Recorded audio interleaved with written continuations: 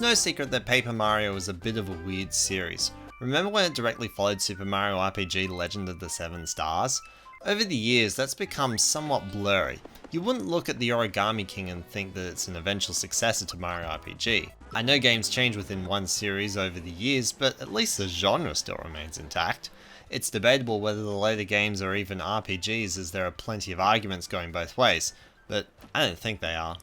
I've always considered covering the Paper Mario series as I've done Mario and Luigi, while also receiving some requests to do so, and now that there are 6 games with 2 clear trilogies, now is a better time than ever. Paper Mario has a reputation for changing a lot between games, and this analysis series is going to follow those changes made over the years from the original Paper Mario up to Origami King. I'm Hat-Wearing Gamer, and this is Paper Mario A Series Talk, starting with the first game on the Nintendo 64. Back in 1996, Square, developers of Final Fantasy, made Super Mario RPG Legend of the Seven Stars for the Super Nintendo.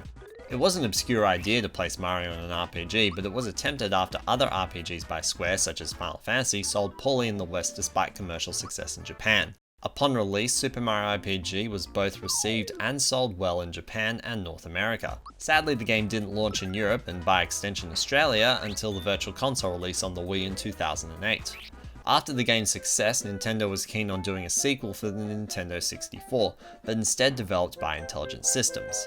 It was first shown off at Nintendo Space World in 1997 as Super Mario RPG 2, but was changed to Mario Story in Japan and Paper Mario everywhere else. The paper aesthetic presents a storybook visual which coincides with the Japanese name Mario Story. Paper Mario then came out in August of 2001 for the Nintendo 64. I never played it in my own childhood much. I rented it once and couldn't figure out how to progress past Goomba Village. I played it on an emulator in full when I was in high school, and about a year later I bought it on the Wii Virtual Console. I always found the game stressful because I subconsciously compared it to Mario and Luigi Superstar Saga, where damage was easily avoided. Having to be forced to take damage always left me worried that I would die in a lot of cases. Seeing the heart block or a toad house where I could heal would fill me with relief, especially since I couldn't figure out how to heal outside of battle because you can't do it on the pause menu. In hindsight, and seeing the way a lot of other people play Paper Mario among other RPGs, I can see that my approach to this game was to simply brute force it, not that I'm trying to imply a wrong way of playing. It was never in my interest set to explore Tasty's cookery. I would never want to use or hunt down some of the more out of the way badges, and while I went after star pieces, I never did much with them. Even after finding out what they do, I was always like, yeah, I could get that, but I don't have the badge points to spare. Well, I probably did. The reason I said I didn't was just because I was immeasurably dedicated to using the power jump just because it was the first badge I received, which is not really a reason at all. Other things that put me off flying away from the main path was how long the beginning was, and therefore my unrelenting desire to get on with it. In later parts of Paper Mario, I was even looking up a guide for most of it rather than trying to figure things out on my own. I was such a lazy gamer. In years past, I have absolutely seen Paper Mario's positive and negative qualities, and I won't be skipping either of them. Let's get into it. The game starts out with Mario and Luigi receiving an invitation to a party from Peach, and in no time they go. Control is given to you when you enter the castle, and Mario moves at a fairly satisfying speed for the most part. There are times where he feels a little slow because there's probably a long corridor, but you can hit the Z button to do a spin dash for a nice burst of speed, and there's even a badge which upgrades it. You can walk around and talk to some characters, getting a few teasers for things to come, but some dialogue pushes Mario to find Peach. When you find her, Bowser's castle comes out from under the ground and lifts Peaches into the sky. Bowser fights Mario to introduce some basic fighting mechanics and the nature of a turn-based battle. More to come on battles later. Mario loses because of Bowser's power and throws Mario out of the castle. He lands in the Goomba Village where the prologue begins. The Goomba Village feels a little slow, but only really compared to future games. I don't dislike any individual bit, but I do feel there is a little much between when Eldstar calls Mario to Shooting Star Summit and when he arrives.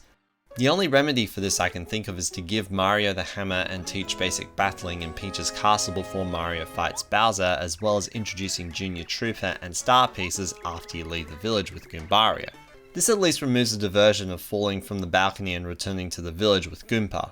On the other hand though, it's not a major problem for repeat playthroughs as text can be fast forwarded using the B button. The Goomba King is just a Goomba with more HP, not that I expected there to be a boss puzzle this early.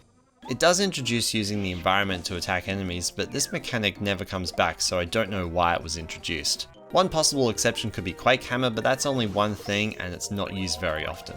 There's not much to do in Toad Town when you get there, but it does open up a little after a while. You head to Shooting Star Summit to receive exposition that the game has already told you at some point beforehand, but this kind of places it all out in full. The narrative of this game isn't very deep, but it is a Mario game, so don't expect it to be. It does contain a Bowser kidnapping Peach element, but the 7 Star Spirits add some extra weight to the plot and Bowser's threat against the Mushroom Kingdom. By the way, I actually recognize them from Mario Party 5. They're all captured by Bowser, locked away all around the Mushroom Kingdom, and you rescue each one, and that's that. There's a story told through Bowser pummeling Mario at the start only for him to come back, but that's not really Mario vs Bowser so much as it's the Star Spirit combating Bowser's handling of the Star Rod. Any other interesting narratives either come in the story of each individual chapter, which I'll cover as we go, or the Star Kid Twink who is met after the exposition cutscene has ended. Twink is probably the most interesting character in the game.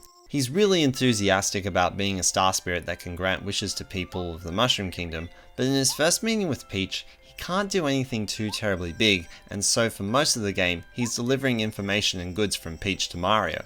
I'll go into more details later, but he delivers the Lucky Star. The Lucky Star enables Mario to use action commands in battle. Battling in this game is really simple to understand since all attacks do the same damage to everything, and when it doesn't, the reason is very clear. Upgraded gear, badges, or enemy defense. To be fair, a number of them do have defense, but it's easy to figure out which ones do and how much by either using Goombaria to tattle or attacking them and seeing how much damage they take. Armed with this knowledge, I find battles compelling since I challenge myself to take down my opponents as efficiently as possible. The goal is to defeat everyone in as few turns as possible while trying not to overuse my FP or SP, or where necessary working with very little of either. It becomes like a mini puzzle that I need to think through. Even if every enemy has 1 HP, it's still a thinking process. One enemy with 4 HP will have a different approach as distinct from 2 enemies with 2 HP each, or even 4 enemies with 1 HP each. Take this battle on Pleasant Path for example. I was able to first strike the Koopa Trooper and start the battle with the front one knocked down. I then knocked the back one down in Mario's first turn so that both of them would be unable to attack, rather than chipping away at their health one at a time. That's a tiny example in a large game, but I frequently find myself battling with that efficiency mindset. There's also first strikes for entering battles. These can be both given and received depending on yours or the enemy's actions in the overworld. When given, you can damage enemies or make them dizzy through the spin dash. Receiving the hit will simply mean damage for Mario. These create a huge nuance in how you approach enemies so you can start the fight with an upper hand rather than your enemies, as well as incentivize enemies to come after you. It helps make sense out of these animations. After the interaction with Twink, Chapter 1 starts. It's basic and plain, but for the starting area of the first Paper Mario game, it's pretty good. And it's not just an absent-minded stroll down a pleasant path. The game forces you to deviate into Koopa Village, which is being attacked by Fuzzies. It's not difficult helping the Koopas, but this does lead to the second partner, Koopa. Second partner? When did we get the first one? That's right, Goombario. I just kind of ignored that, didn't I? Partner characters adventure alongside Mario with abilities that can solve puzzles and can be used to fight in battles. Goombario reveals information about characters or areas, which is a good additive for players who are interested in the lore, and enemies, which has a purpose since after doing so, you can see the enemy's HP. Koopa's abilities are localized to the ground, but he is the first partner character that can attack multiple enemies in one turn, which I find to be a useful addition in the efficient defeating of foes. Finding him can also be satisfying, as there are moments before you meet him where something is out of reach and can trigger a player's desire to obtain said thing out of reach. I see this badge and I think, I want it! How do I get it? And Koopa gets it.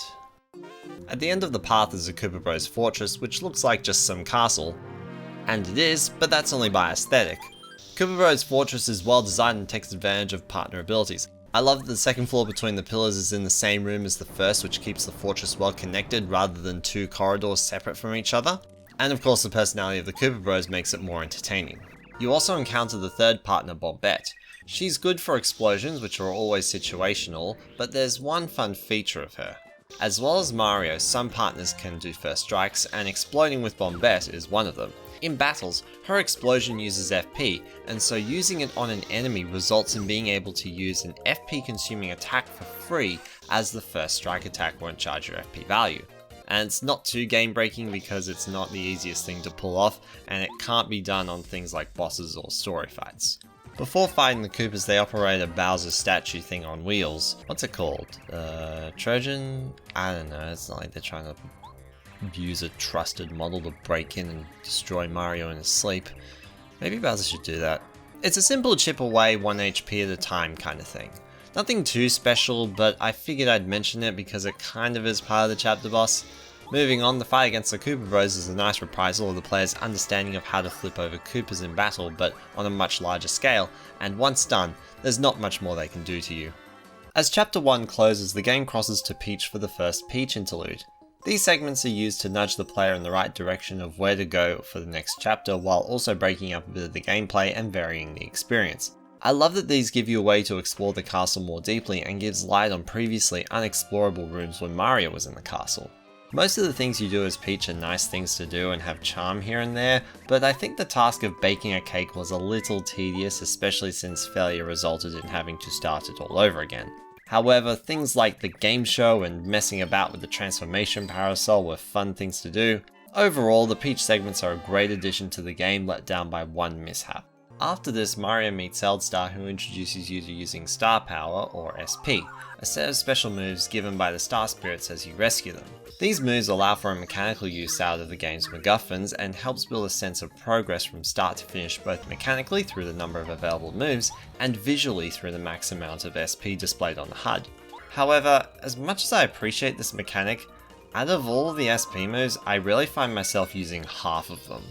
The ones I use are useful at any time because they always work, while the others may not for one reason or another, and when they don't always work, it dampens my desire to want to use them because I don't like seeing wasted star power through no fault of my own. At least if I use FP on a move that fails, it's my fault for failing the action command. Oh, this enemy didn't transform into a star?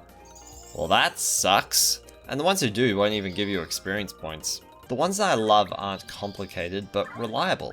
2 of them are healing moves, so the enemy is irrelevant, and Scholar deals 7 damage to all enemies regardless of defense. That last one is incredibly useful and still requires 2 SP, so isn't completely broken.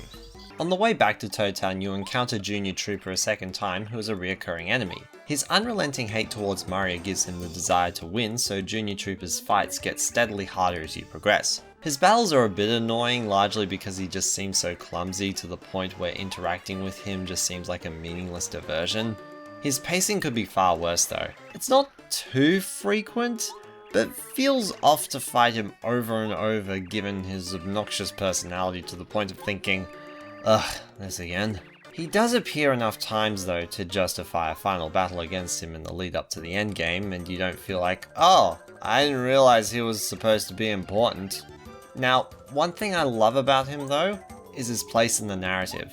There's a lot of ambiguity surrounding his allegiance because, while he may look like a Koopa, he never mentions Bowser once in the game, and the reason he starts picking fights with Mario is because the area behind Goomba Village, where you first meet him, is his playground that Mario invades. This helps him give him his own agenda rather than just being some Koopa who follows Bowser and wants to bash Mario because he's a Koopa who follows Bowser and therefore wants to bash Mario. He has his own goal in mind, kind of like Popple in Mario & Luigi Superstar Saga, though maybe with a little less identity, but it's still cool that Junior Trooper is his own thing. Chapter 2 begins with Mario riding the train down to Mount Rugged, provided you blow up a boulder with Bombette first. On the mountain you encounter an incompetent postman named Paracari. He's incompetent because he drops the letters he needs to deliver everywhere and asks you to fetch some on the mountain. The letter hunt forces you to think a little more about how you get around and understand the level design. The slides, particularly the one that launches you, which is required for a letter, demonstrate a bit of creative travel, while another brings you close to where you need to go to make progress after the letter hunt itself, being a nice hint. After retrieving the letters, Paracari gets a job he's half decent at, being a partner character. His attacks are sky focused and none of it by itself is all that bad, but his letdown is that everything he does is done by another partner or star spirit later on and better. Outside of battle, he carries you across gaps very slowly. The slowness is fine most of the time, except this one bit in Flower Fields where he carries you across all these pillar tops and it's so slow, oh my goodness. You have an optional boss against a vulture who has some rather unfair attacks. Thank goodness you can skip it if you know what you're doing.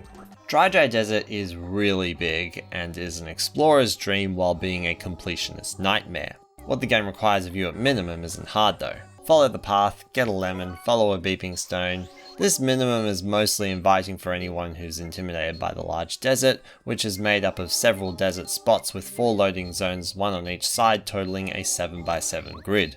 The only dubious part is finding the oasis, but some characters hint at it along the way. Dry Outpost is a string of hints that leads you to Mustafa, the supposed character who leads you to Dry Ruins. It requires bringing a lemon from the oasis near the town, and while there you'll also see the first super block. Super blocks power up the partner of your choice to the super rank, and partway through chapter 5 you unlock the ultra rank to power up each partner an additional time. This is a way to control how your partners grow.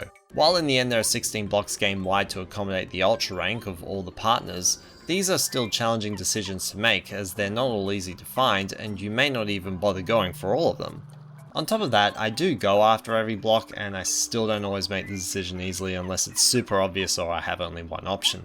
The upgrades themselves give each partner an extra move and a 1 point increase in attack power. 1 point seems small, but in the game's simple battle design where every point counts, it really matters. Partners get stronger, but don't overshadow Mario. Back to Mustafa. Once you find him, he gives you the stone that leads you to Dry Ruins in the desert. By this point, you've already found the oasis since finding the lemon is required. As such, the desert is less intimidating to explore and the stone's beeps act as a hot and cold game to help give you some direction in the search. The design of the ruins may technically be in 3 dimensions, but it behaves more like a 2D level in that there are no doors going away from or towards the camera. The ruins have a little backtracking, but not too much, and even when it does, it's not too long and there aren't any rooms that look too alike, so it doesn't feel quite so tedious. The sand pouring into lower rooms hints at how some rooms can connect in special ways. Some simple puzzles about changing the stair angles are nice and engaging, as well as leading to unlocking the super hammers. The super hammers increase your hammer strength by 1 in battle and allow the breaking of stone blocks. Nice pace in ruins, no complaints. The boss is Toot and Cooper and turns out to have been an ominous voice throughout the dungeon. In spite of that voice, it did feel a little anticlimactic seeing him for the first time and fighting him right off the bat rather than the ongoing relationship you have with the Koopa Bros from chapter 1. Toot and Cooper's battle nicely brings home fighting Chain Chomps after having fought the rock once throughout the ruins. Upon beating him, the game returns to Peach where you get to explore another room in the castle. You play as solid Peach and eavesdrop on some minions talking about Tubba Bubba and his invincibility to drum up a little excitement over the next chapter. Back to Mario, who receives Lullaby from Mama. You take the train back to Toad Town and are directed towards Forever Forest where they receive an invitation to Boo's mansion to start chapter 3. Forever Forest is a maze where the wrong path takes you back to the beginning. Finding the right path involves careful observation of the area and looking for what's different near an exit. Getting through the forest isn't hard, but what's more is that the careful observation that takes place can also lead to secrets, whether in the center of an area or the bonus area that's off the main path. Boo's mansion is a fun little puzzle gauntlet.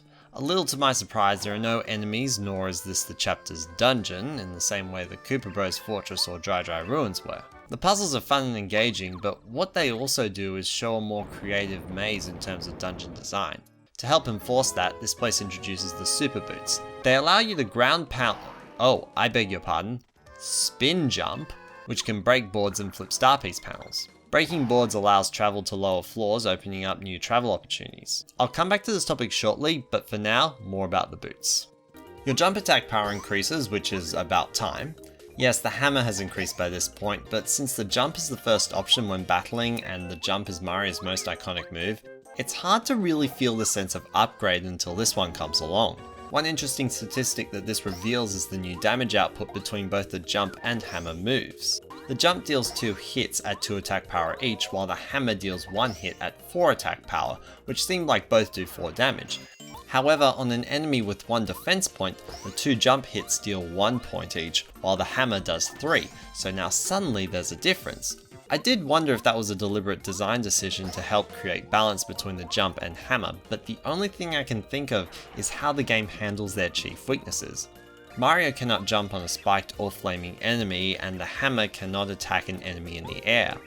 There are 2 badges that protect Mario's jump from each of those hazards respectively, while there are no badges that will let you use your regular hammer attack on an aerial enemy in quite the same way. And I'm not talking about the hammer throw since that's a separate FP using move and doesn't enhance the base move. At the end of the day, I don't think these 2 situations were designed to balance each other out as they seem fairly unrelated. I only see this as a happy accident. Anyway, at the top of Boo's mansion you meet Bo and her butler Bootler. Mario is shown the star spirit that escaped from Tubba Blubber recaptured by the Boos in the mansion. You as a player already knew this since it was mentioned in the Peach interlude, but Mario doesn't meet with Twink between chapters 2 and 3, and while I'm all for a chapter or 2 where Twink doesn't go to Mario, you'd think that Twink would enthusiastically leak this invaluable information to Mario, but that is fairly minor. The captured star spirit incentivizes Bo to team up with Mario as the 5th partner to take down Tubba Blubber. She makes Mario invisible so enemies can't see him and he can go through some walls wherever the level design will conveniently let him. She's used a lot in chapter 3 to make Mario invisible to Tubba Blubber's eyes. There aren't too many story beats where being invisible is required later in the game, however she can still always be used to hide from enemies though, extending her use outside of the game's progress. They head to Gusty Gulch right behind the mansion, which is just a straightaway through a Boo village leading up to Tubba Blubber's castle. Along the way, the enemies are the Hyper Goombas and Hypercleps that have powerful 2-turn moves which is well paced as it's designed to complement Bo's out of sight move.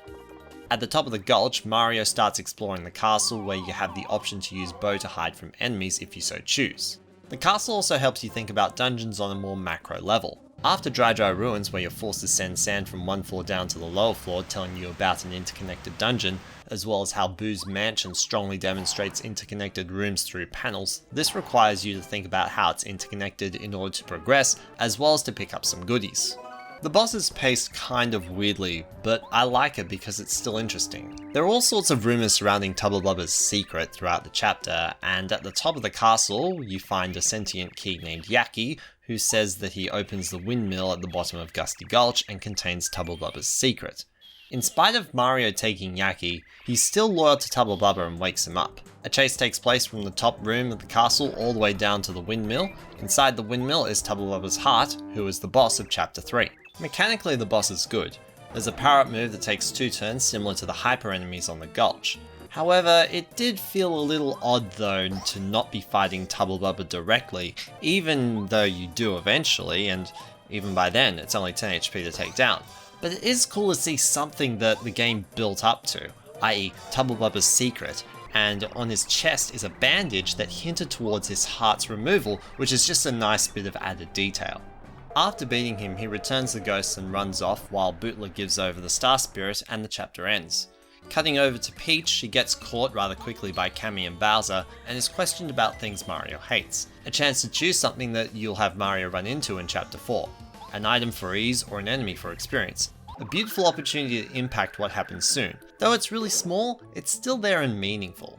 Back at Gusty Gulch, Bo kind of goes through this character development, but doesn't? I guess some people never change. Or they quickly change and then quickly change back. Anyway, after another Junior Trooper fight, Mario and company come back to a panicked Toad Town with Shy Guys running everywhere and causing a mock. They lead Mario to an empty house where, one fade out later, they find themselves inside a toy box and thus begins chapter 4. Shy Guy's toy box is certainly novel with its idea of a toy box. It's a kind of setting where designers have permission to do pretty much anything so long as it looks childlike, even a slot machine. It paves the way for colour-based puzzles, mucking around with buildings and a toy-like train. The toy box itself is about 1.5 times the size of the dungeons from previous chapters, which largely works since it's the entire chapter. The downside is that it gets padded out by backtracking in and out of the toy box to return stolen items to Toad Town residents. The use of the train repairs the issue a bit since travel cutscenes can be skipped and every station essentially has 2 corridors going from them, meaning that walking to the end of a corridor is the deepest you can travel into the toy box. The concept of returning stolen items necessitates the backtracking, but it certainly could have been reduced more by cutting at least 1 corridor length and possibly one of the fetch quests such as the cake. I know it comes back, but I think we would all like that removed as well. One side thing that I appreciate is that the Shy Guys have 7 HP each, which is complementary to Starstorm, a 7 damaging move given at the end of chapter 3. Nearer to the end of the chapter, you encounter a new partner, Watt. I always felt like Watt has the short end of the stick in terms of progress. Finding her is the last thing you do before the boss in Chapter 4, and the next partner comes early in Chapter 5, meaning she doesn't get much time as the most recently received partner, which is usually the one with the most to do. However, outside of progress she is beyond useful as her field ability reveals hidden blocks, and in battle her Electro Dash move penetrates all enemy defense, which is balanced by her more advanced moves only being status affecting moves. I only wish I realized her abilities when I was younger, and the reason I didn't was because of how underutilized she is and how quickly she gets shoved to the side about half an hour after you receive her. It's always annoyed me. The boss, General Guy, sends an army before he himself fights you head on. The army fights have a few complementary elements to some attack moves. The Shy Squad suits both Slap, and the guys on stilts have 7 HP each, falling to the Starstorm. General Guy is protected by his machine thing, which I guess is a tank, increasing his defense, but he's still susceptible to Watt's Electro Dash. General Guy is rather weak by himself, but protected by his army, making the fight as a whole good in difficulty for halfway through the game. Cut to Peach for a cake making session, which is slow and boring, and if you goof it up you have to do it again. You get a hint to go to Lavalava Island, my least favourite chapter in the game, so I'm going to procrastinate and talk about some side content. Most of the side quests are all leading to a collectible, most commonly a badge or a star piece, which just leads to more badges, or a letter that just leads to a star piece, which then leads to more badges. Star pieces are an addicting collectible that can be hidden behind anything. A common one is the star piece panels, which become accessible with the super boots. It's a very tedious hunt if you don't know the shortcuts like the badge that tells you if one is nearby. As discussed earlier, I rarely find myself going out of my way for this stuff, largely because I'm distracted by the main quest, and you really have to go out of your way to get everything, especially the Chuck Quizmo quizzes. None of this stuff is really bad, but might get under the skin of some completionists. You can also encounter Tasty, a toad who can cook any 2 items to make a new one. It certainly is a good feature in the game for those who are more interested in it, but much like the other things, I was too distracted by the main quest to invest my time in it. Likewise, I can offer the same sentiment to the dojo. There's also the game room and the pig thing, but I don't care about those. Okay, chapter 5 time. Now, I want to make one thing clear. I don't hate this chapter, alright? It's not that bad. I just find it's the weakest in the game. I think this chapter is comparatively dragged out and uninteresting. Yes, Colorado joins you for the chapter and he's funny and has personality and that's great, but it doesn't disguise the problems. The chapter starts off good, finding an actual use for Watt, riding the whale across the ocean, finding the Yoshi village with a nice remix of Yoshi's Island's main theme. Sadly though, it's all downhill after that, or at least up until the very end. After establishing the volcano, the Yoshi kids go missing. This leads you to Sushi, my least favourite partner in the game. Her abilities are all water-based, which is great for the volcanic enemies of Chapter 5, but then becomes useless afterwards. You use Sushi to swim across the rivers and lakes in order to rescue the Yoshi kids, and one more usage of Watt in a dark cave as well. Given that there are 7 kids, I thought I'd be heading towards the volcano as soon as they were rescued, but not today. We have to find a way to it through the Ravens. The way I said that made it sound like the passage to the Ravens was dull, but it really isn't. I was just already disengaged given how long it was taking to get to the volcano. I feel like the Yoshi Kid rescue could be completely removed and the whole chapter be greatly improved, but it seems like that diversion was put in place to create an excuse to inject a Yoshi village in and capitalize on Yoshi's popularity. Now, in a hypothetical scenario where the Yoshi village is completely removed from the game, the trip to the Raven's Nest isn't super interesting on its own, so it would need to be jazzed up a little, like including a waterway for Sushi, and by Sushi I mean my jazzed up version of Sushi where she has a battle move called Flood, where the resistance of water means attacks are slower in movement, making action commands easier to time for 3 turns. Also maybe a dark cave for Watt since she didn't get much before.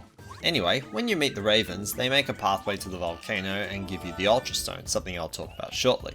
The volcano is really boring. It's a straight line with one deviation leading to the Ultra Hammers. The lava looks nice, but it's still just a hallway. The most interesting room is near the beginning with the hang gliders, where said deviation takes place. Admittedly, this isn't nearly as big of a problem to me as the jungle was, but this is still not that great. Its 2 redeeming qualities are Colorado's personality and the aesthetic. Fortunately, the chapter has a good end to it. It has a pretty great boss, Lava Piranha. It starts out fairly normal, attack the head, whittle down the HP to 0 until...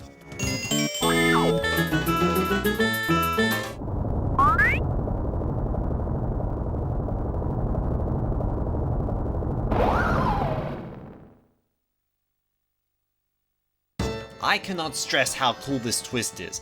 I freaked out the first time I saw this. First I noticed something was up by the wonkiness of the music, and then it's Sushi's ultimate time to shine, as well as, yeah, it's easier than the first half when using her, but I gotta say, there's something so satisfying about tidal waving across the whole screen and seeing this. The chapter ends with a volcano explodes and the volcano's great treasure landing somewhere in the jungle. Coming back to Peach is a fun little game show that also reveals how to access chapter 6. And if you win the show, you receive a gem and jelly to pass on to Mario at some point, and you also receive a transforming parasol for participation. And I don't know how the participation prize is infinitely more valuable than the first place prize, but okay. Like, I get why, because you need the parasol later, but, you know, it's still weird. Earlier I mentioned the Ravens handing over the Ultra Stone. This stone allows partners to grow to the Ultra rank provided they're already super. The extra upgrade works well when fighting against powerful enemies, and the timing of receiving it isn't too early that allows you to break fights with Ultra partners. Nicely timed, well paced, no further comments. Chapter 6 opens with a collection sequence that's been potentially progressing throughout the game. The Bean Collection feels like a side quest for anyone who finds them. I like the idea of it, that you're slowly opening a chapter, but if you get there and have missed one of them, there isn't much out there to help you find them. Flower Fields is a little backtracky, especially around the Waterstone, but it helps that you start in the center with 6 paths to go down, and if you pick the wrong path, the game informs you of this pretty quickly so you don't wander too far for no reason. I also appreciate this being a chapter to have a very distinct change in its atmosphere after completion. Destroying the Puff Puff machine stops the clouds from climbing into the air, letting the sun up and brightening the field. Now, before I go on, can I take a moment to talk about Rosie?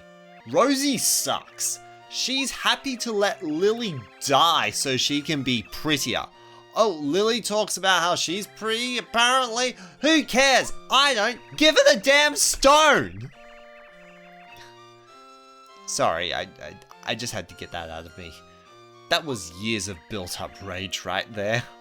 Lavalava comes in as the final partner with an all-out assault on every enemy on screen. His attacks are powerful against a large group but are also very expensive.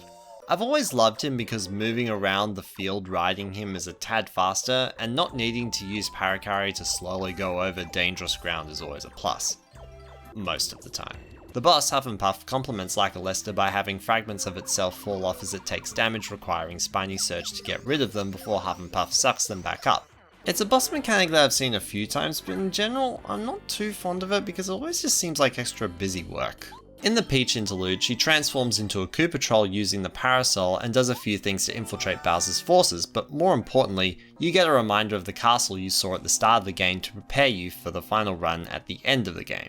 Chapter 7 starts with an emergency call to Starlight Valley, a place accessible via Shiver City. The great thing about Shiver City is that if you haven't been to the Toad Town sewers, you get to see them now. They contain an assortment of goodies from hidden items to super blocks as well as the Ultra Boots. I didn't talk much about the Ultra Hammers from earlier because there isn't much to say. Both Ultra Hammers and Boots do the same thing as their super variants, just with the ability to break tougher things and do more damage in battle. There isn't much more beyond that, though I do appreciate the new spin jump, both for being faster and actually looking like a spin jump. Through the tunnels you find the aforementioned Chapter 7 leading to Shiver City, and oh my goodness, I love this chapter. It starts off with a penguin murder mystery and continues to introduce a penguin mystery rider with a parody name, Herringway. In fact, this whole game oozes with personality. Character dialogue is entertaining from start to finish. My favourite line in the game is at the start of the Chapter 5 interlude where Peach suggests sneaking out of her room again. Twink comments on her boldness but questions her delicacy.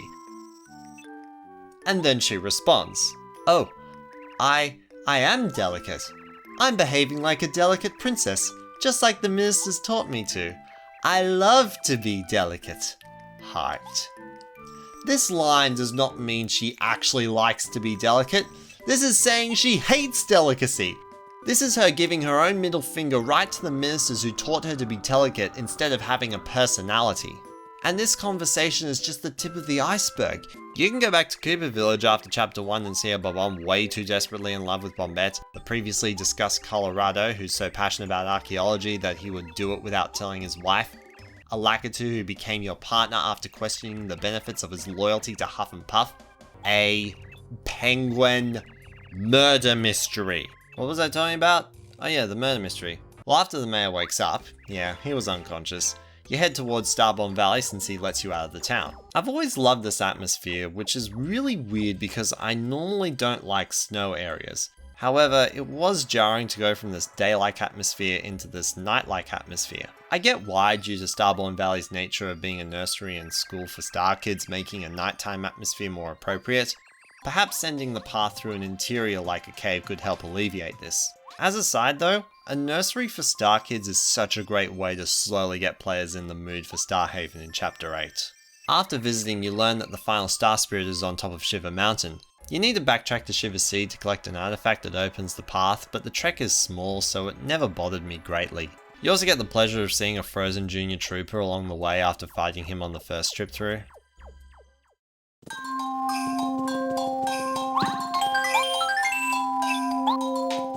Isn't this music fantastic?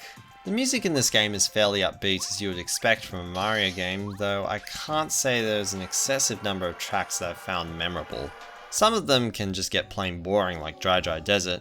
Still a decent OST overall, but could be better in some cases. By the way, I can't help but point out that the music that plays when riding the train is a sped up version of Calamari Desert from Mario Kart 64. Just while on the topic of presentation, the paper aesthetic provides a unique visual style to help the game stand out. Some of the textures are a little blurry, but the intended images are decently detailed, and it is a 3D RPG on the Nintendo 64, so I actually think it looks the best it could. Climbing the dungeon gets mildly puzzly on the way up, which helps you prepare for the dungeon, and oh my goodness, the dungeon is amazing. Right before starting it, you see a piece of glass with Mario on the other side, so you think it's a mirror. It starts off simple for finding the blue key, and then...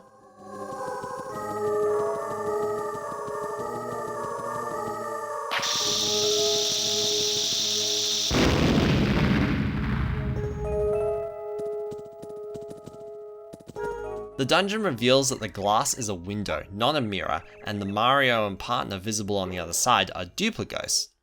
This expands the dungeon. Puzzles are solved by doing something on one side and that affects the other side. There's also an extra bonus for those who think outside the box and exit the dungeon on the farther side. It's fairly Zelda-like, and seeing it in a Mario game was unheard of at the time. The boss Crystal King doesn't have much to him puzzle-wise, but he does have some defense and can heal himself. Those are both traits of the final boss fight against Bowser, so this fight acts as a preparation for it. Crystal King also has a slightly dirty way of draining resources. He can triplicate himself, and there's no way to tell which one's real, and his move when triplicated is quite devastating, but the only way to get him out of that state is to attack the real one. You either have to get lucky, or use an all enemy attack, which will always use either FP or SP, or use an item.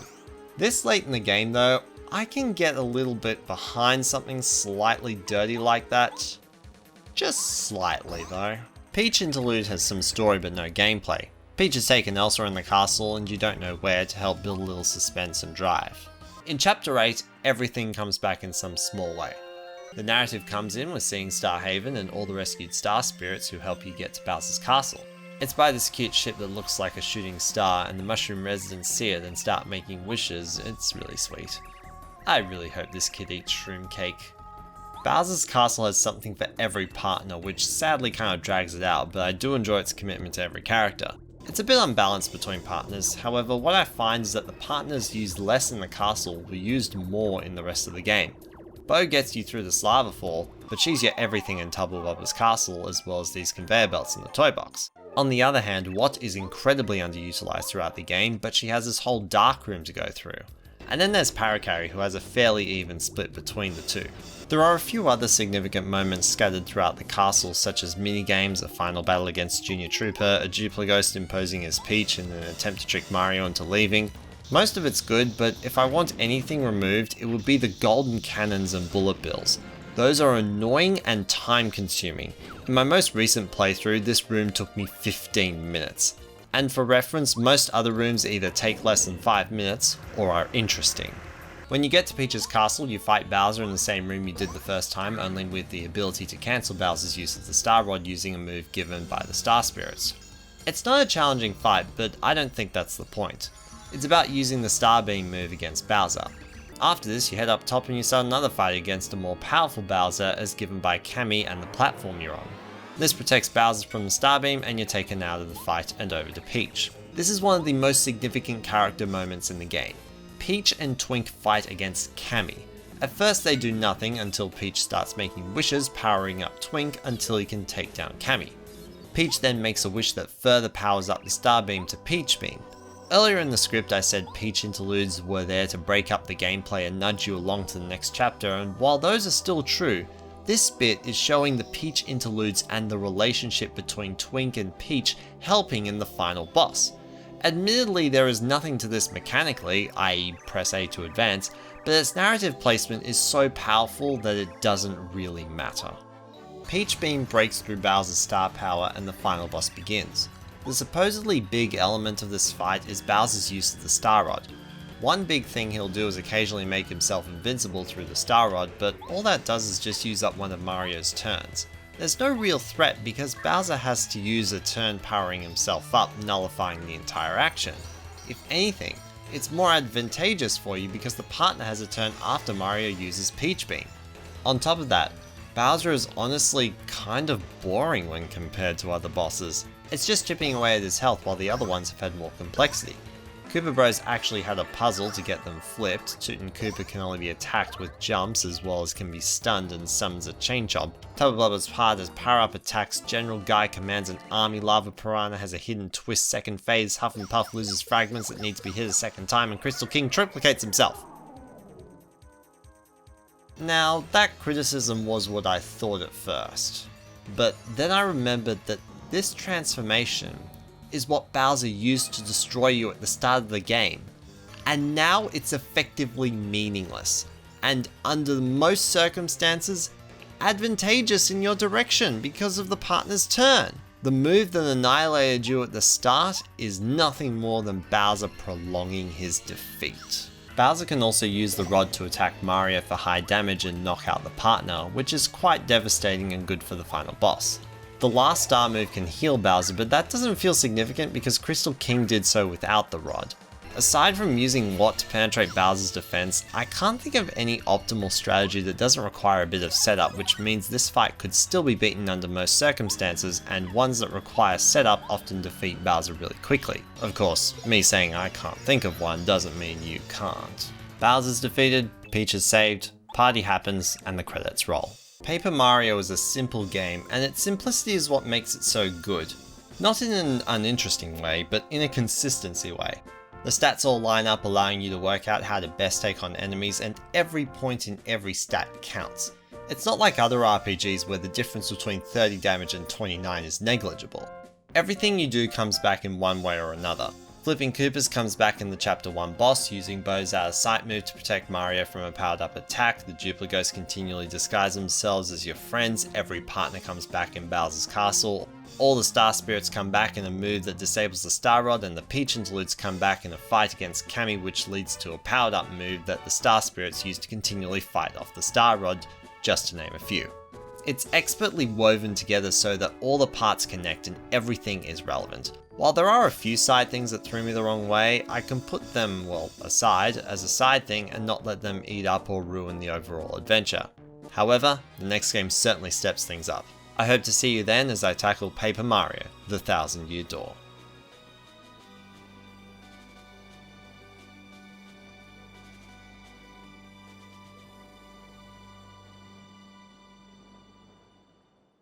On top of the Kalimari Desert reference, Peach's Castle and Bowser's Castle can be seen in Super Circuit's Rainbow Road, Dry Desert is a track in Double Dash, King Goomba is a boss in Mario Kart DS, it might be based on 64 DS, but that was based on this, and Dry Ruins is a track in Mario Kart Wii.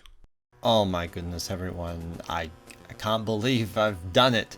I actually uploaded a full-on scripted analysis video for the first time in over a year. I've been a bit preoccupied with zillions of other things. Thank you so much for watching and getting to the end of this video. It was a long time in the making. I hope it was worth it. Thank you to everyone who helped me along the way. Thank you for Matt for the script, Hannah for editing, and thank you to my wonderful patrons for supporting the channel as well. Up next I have another original versus remake in the works, which I won't reveal the games just yet, I might as well just leave a little bit of a surprise, and don't worry, Thousand Year Door will follow shortly thereafter. I just didn't want to get stuck doing Paper Mario exclusively for the next like 4 years or so, while another bunch of ideas float through my head, because let's face it, it's probably going to take me that long to get through all 6 games. Maybe a 7th game will release while this is happening, I don't know. Anyway, I'd like to thank you all so very much for watching, and I'll see you next time.